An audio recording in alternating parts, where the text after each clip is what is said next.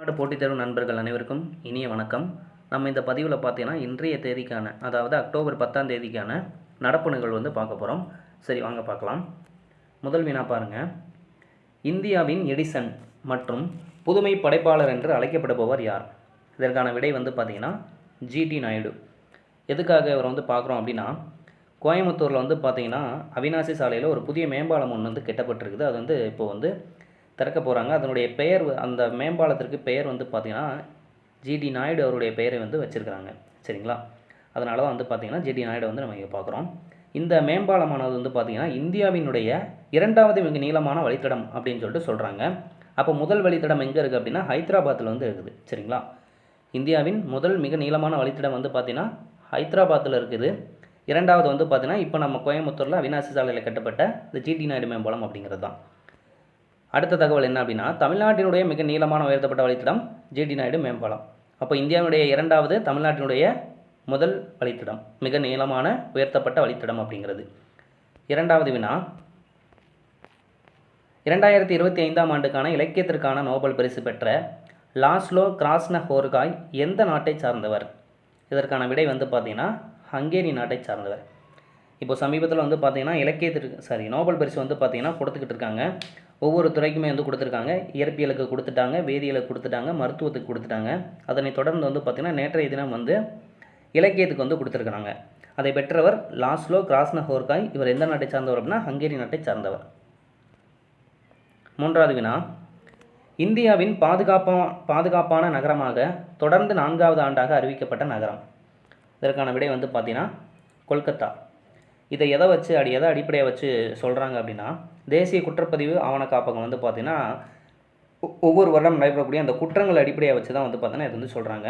அதன் அடிப்படையில் இந்த ஆண்டு பார்த்தீங்கன்னா மிக குறைவான குற்றங்கள் பதிவாகி பாதுகாப்பான நகரத்தில் பார்த்தீங்கன்னா கொல்கத்தா இருக்குது. இது மட்டும் இல்லாமல் 4வது வருடமாக இது அறிவிக்கப்பட்டிருக்குது. சரிங்களா? தொடர்ந்து 4 ஆண்டுகளாக கொல்கத்தா மிக குறைவான குற்றங்கள் பதிவான நகரமாக இருக்குது. அப்போ மிக அதிகமான குற்றங்கள், அதாவது பாதுகாப்பற்ற நகரம் அப்படின்னு சொல்லிட்டு எதை சொல்கிறாங்க இந்த வருடம் அப்படின்னா கொச்சியை சொல்கிறாங்க. ஓகேங்களா? சரி, அடுத்த வினா, 4வது வினா, இந்திய கைபேசி மாநாடு எங்கு நடைபெற்றது?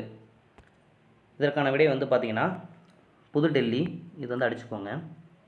இந்திய கைபேசி மாநாடு பார்த்தீங்கன்னா புதுடெல்லியில் நடைபெற்றிருக்குது. ஆசியாவினுடைய மிகப்பெரிய ஒரு மாநாடை பார்த்தீங்கன்னா இது சொல்லப்படுது. சரிங்களா? கைபேசிக்காக நடத்தப்பட்ட மாநாடு. இந்த மாநாட்டில் பார்த்தீங்கன்னா அடுத்த தலைமுறையான 6G, இப்போ நம்ம 5Gயில் இருக்கோம், அடுத்து 6G பற்றி கலந்தாய்வு நடைபெற்றிருக்குது. சரிங்களா? சரி, அடுத்தது 5வது வினா பாருங்கள். இந்தியாவின் தேசிய அஞ்சல் வாரம் எப்போது அனுசரிக்கப்படுகிறது? இந்தியாவில் தேசிய அஞ்சல் வாரம் எப்போது அனுசரிக்கப்படுகிறது அப்படின்னா அக்டோபர் 9லேருந்து 15 வரைக்கும், ஒரு வார காலம். இதில் இன்னொரு வினா இருக்குது. என்ன அப்படின்னா, உலக அஞ்சல் தினம் என்னைக்கு கொண்டாடுறோம்? உலக அஞ்சல் தினம் பார்த்திங்கன்னா அக்டோபர் 9ஆம் தேதி கொண்டாடப்படுது. அந்த நாளிலிருந்து தான் பார்த்திங்கன்னா இந்தியாவினுடைய தேசிய அஞ்சல் வாரம், ஒரு வார காலம் பார்த்திங்கன்னா நம்ம அஞ்சல் வாரமாக கொண்டாடுகிறோம். அப்போ இதில் 2 வினா இருக்குது. தேசிய அஞ்சல் வாரம், இந்தியாவினுடைய தேசிய அஞ்சல் வாரம்னு கேட்டால் அக்டோபர் 9லேருந்து 15 வரைக்கும்.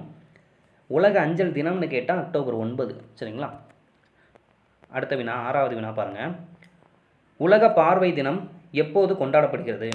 உலக பார்வை தினம் எப்போது கொண்டாடப்படுகிறது அப்படின்னா ஒவ்வொரு அக்டோபர் மாதமும், அதாவது வருடத்தின் ஒவ்வொரு அக்டோபர் மாதமும் 2வது வியாழக்கிழமை, 2வது வியாழக்கிழமை பார்த்திங்கன்னா கொண்டாடப்படுது.